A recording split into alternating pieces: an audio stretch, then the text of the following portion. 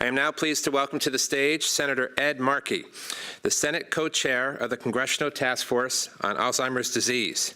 The senator founded this task force back in 1999, the same year he lost his mother to Alzheimer's. Since then, Senator Markey has been leading the efforts in Congress to combat the disease and advocating for the advancements needed. Welcome, Senator. Bob, back to you. Thank you. Thanks, Jack. I was thinking about this event as I was watching the Jets-Patriots game, because I'm a big Jets fan, but then the Jets lost that game, so I'm not gonna raise that issue. It's been a rough life as a Jets fan. Not so much for the Patriots, though.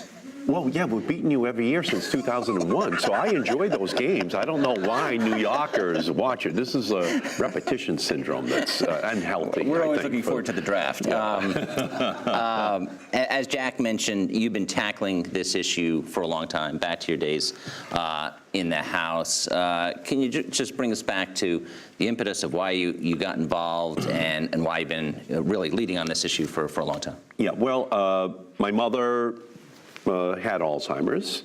My mother was really brilliant and president of the senior class in high school. And my grandmother, her mother, died when she was a junior in high school. So she had to essentially raise the three younger sisters and become a single mom. And so she didn't get married until late in life. About age 37, and then married my father, the milkman.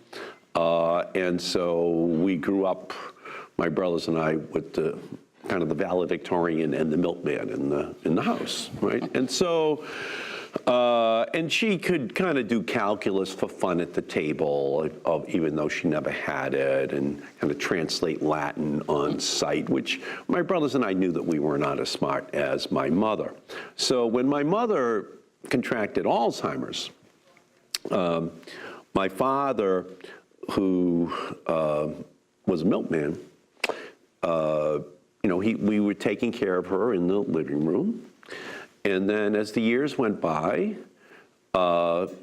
we had a question as to whether or not my mother should go into a nursing home. And my father said, no one is going to be taking care of your mother except for us. Okay, that's it. She's staying here in the living room. Now, the right arm of a milkman is huge, lifting 6 milk bottles. Just, you have no idea. His right arm is the size of my upper thigh. Right? So, so at age 80, 82, 84, 86, 88, 90, my mother's in the living room being taken care of, never stepping foot in a nursing home. Mm-hmm. And so the lesson I learned was that if people could do that, they would want to do that. Okay, to take care of their loved one right there. But not everyone has a milkman's right arm to be able to do it, especially if it's flipped and the woman has to take care of the man, and women live to be older than men. So after my mother passed away in 1998, it takes a little while, as anyone that has someone with Alzheimer's in their family, to kind of ultimately process this whole deterioration process that takes place. So in 1999, I created the Alzheimer's Caucus. So there were caucuses for cancer and caucuses for other diseases, but not for Alzheimer's. Okay. So I created the Alzheimer's Caucus. I made it bipartisan. Chris Smith from New Jersey. There was a counterpart that then was created over in the Senate with Senator Collins and Senator Clinton at the time. And then we just began the effort of bringing more attention to this issue, which didn't receive the same attention as heart disease or cancer, other diseases were receiving. And slowly but surely, we were able to kind of build attention to it. In 2010, I was the co-author of a law, the National Alzheimer's Project Act, that is saying to NIH, saying to HHS, you must put together a plan to find the cure for Alzheimer's. And so all the institutes at the NIH then had to break down their silos where they were doing their research, cross-pollinate it all, and then produce a plan, which they did 2 years later, to a plan to begin to find the cure. Then in 2014, the second law. And the second law, which I'm also very proud of, what it says to NIH, to HHS, is you must send over to Congress every year how much more money you need in order to find the cure for Alzheimer's by the year 2025. And you must send it over every year. And it kind of bypasses the whole appropriations process. So this year, it's $2.3 billion. Last year, it was $1.8 billion. The year before, it was $1.3 billion. The year before, it was $900 million. So 2014, 15, 16, 17, 18, 19, it just keeps ramping up to a higher and higher number as 2025 approaches. And then the thought is that the more money that goes out into the system is that the more very talented people are going to be drawn to that research because the funding will be there. The more companies that would be interested would ramp up because the goal is 2025. Right. And that we would kind of create a momentum towards finding that cure so that children would have to look to the history books to find that there ever was such a disease as Alzheimer's. So I expect the number in the budget this year to go up yet again, and to draw even more of the smartest people, young people, into this research area, so that we can telescope the time frame that it takes in order to find the cure for the disease.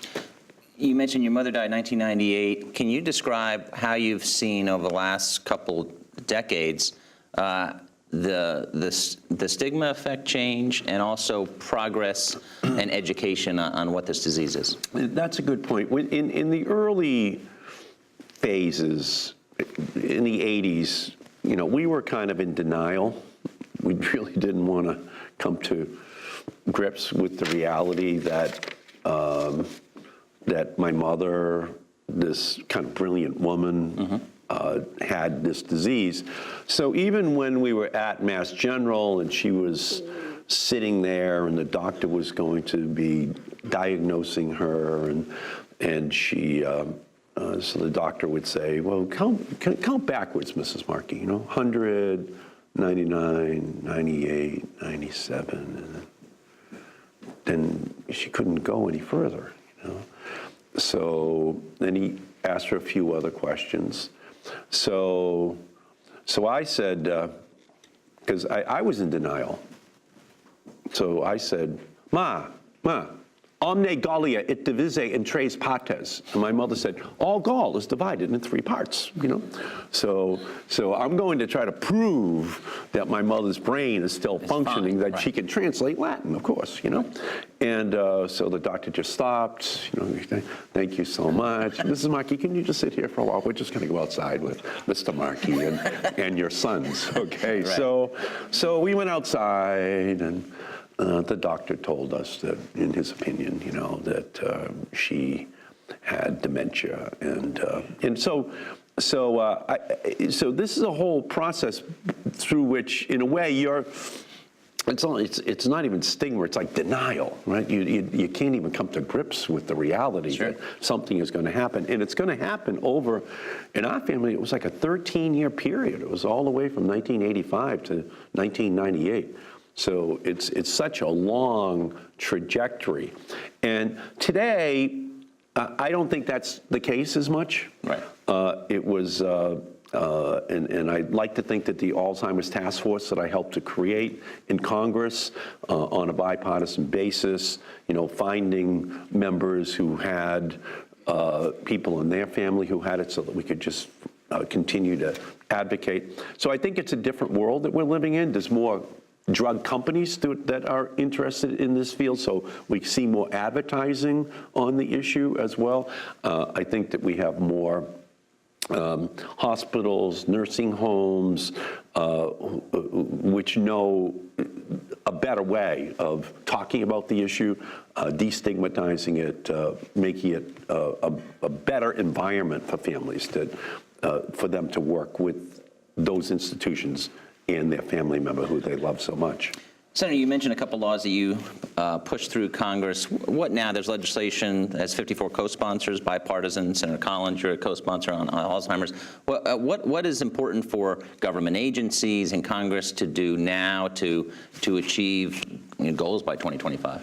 Well, again, to find a research breakthrough, in my opinion, it just requires pouring more and more money at it. So you draw smarter people in greater numbers in to try to find the clues. I mean, research is medicine's field of dreams from which we harvest the findings that give hope to families that there will be a cure. When I was a boy, President Kennedy had this huge press conference in Houston, and he said that we were going to put a man on the moon. The movie is out right now, and do so in 8 years before the end of the decade. And he said, we are not going to do it because it is easy. We are going to do it because it is hard. Well, in the 21st century, it's not a mission to the moon. It's a mission to the mind, because the mind is still vastly unexplored territory. And we have to dedicate the same kind of resources, which we're beginning to do to accomplish that goal, as we did putting that man on the moon. And we telescoped the time frame because we felt that there was a phenomenal threat from the Soviet Union. We had to control outer space. We had to control. It was our national security. Well, the same thing is true today. We could have upwards of 15 million Americans with Alzheimer's by the year 2050, which would mean that almost every family would have someone with this disease. So in the same way that the Apollo mission had to improvise, and we saw Tom Hanks find all the tools he needed in order to make sure that ship returned, and improvised and found the pathways to return that ship safely. Well, same thing is true for Alzheimer's. Failure is not an option. We have to make sure that we fund this project fully, and I have great confidence that we can do it in the same way that we've made great progress in other diseases as well. What are the financial implications of failures as far as the economics crush of Alzheimer's? Well, it's unbelievable. It's actually unbelievable. This year, we will be spending $186 billion in Medicare and Medicaid money on Alzheimer's patients. $186 billion. Now, to put that $186 billion in proportion, we spend $700 million on the entire defense budget. Billion. Right. 700 billion on the defense budget, 186 billion on Alzheimer's today. Now you multiply the 5 million people who have Alzheimer's today out to 15, and by 2050, the Alzheimer's budget is the defense budget of our country. Just to have some idea of what the magnitude of this problem is if we don't find the cure. So ultimately, you can't balance the budget because no one's going to tell families, oh, there's no funding for grandma or for grandpa. That's not going to happen, realistically. You can say you want to balance the budget, but no one's going to be tossing grandma out of a nursing home. And again, 60% or greater of all Medicaid money now just goes to keeping grandma in nursing homes. Okay, people think of it as a poor person's program, but it's really a grandma and grandpa program, and it's going to grow and grow and grow, and I just don't see that happening. So the implications are dramatic for all of those who want to balance the budget. My mother was so smart. Whenever my mother was disappointed in me, which was frequently when I was a boy, she would say, Eddie, I just can't believe it. But we're going to donate your brain to Harvard Medical School as a completely unused human organ, Eddie. She would just shake her head and she'd say, you have to learn how to work smarter, not harder. Well, harder would be not finding the cure, because the cost becomes astronomical. The damage to family becomes almost incalculable. Smarter is investing now, and investing in vast amounts of dollars now, because you'll save 10 times as much in the long run if you spend the money now to make the investment to find the cure with this generation of young scientists in our country. We'll open it up for questions from the audience. Again, if you can just raise your hand and then identify yourself and ask your question to the senator. We've got a few minutes left.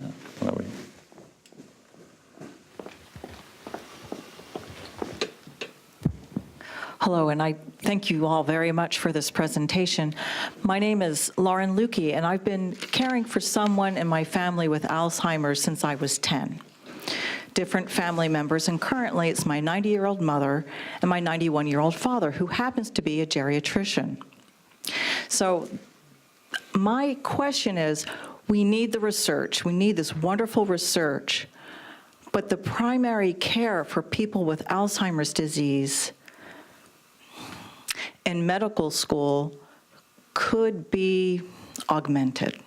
And I wonder what your thoughts are on how to teach medical students and primary care allied professionals how to use the resources that we currently have and better diagnosis that we currently have, so that we can catch this disease earlier, so that the drugs that are coming online would be more effective. That's a great question. You know, we have to push the American Medical Association to catch up to developments which are occurring in our society. So, for example, right now, believe it or not, the American Medical Association opposes mandatory medical education for physicians for the dispensing of opioids. They oppose doctors having to get education on how to dispense opioids and what the consequences are. That's unbelievable, right? Today, with this epidemic that we have, they're still opposing it. I put Alzheimer's in a similar category, right? We have to make sure that all through medical school, early medical training, that physicians have to be educated about something that is vastly prevalent within our society. And they just have to adapt to these medical issues as they are evolving. So as it goes from 5 million to 10 million to 15 million baby boomers, by the time all the baby boomers have retired, it'll be 15 million with Alzheimer's. That's going to be a huge responsibility on the medical profession. I learned this lesson from my father because he was like committed to keeping my mother at home, committed, because he was not confident in nursing homes. He was not confident in the medical profession as a whole. He just wasn't. He was going to do it. He was going to take care of her. And one of the bills, and I'm very proud of this, with Senator Wyden, that we actually built into the Affordable Care Act, was something called Independence at Home. And what that bill does, and it's created a huge pilot project, and it's to find the best ways to encourage doctors, hospitals, nursing homes, to help the family keep the patient at home, to pay for that, because the family member needs help. You're taking care of your family members. You're a hero, but heroes need help. And we have to make sure the medical profession knows how to do it.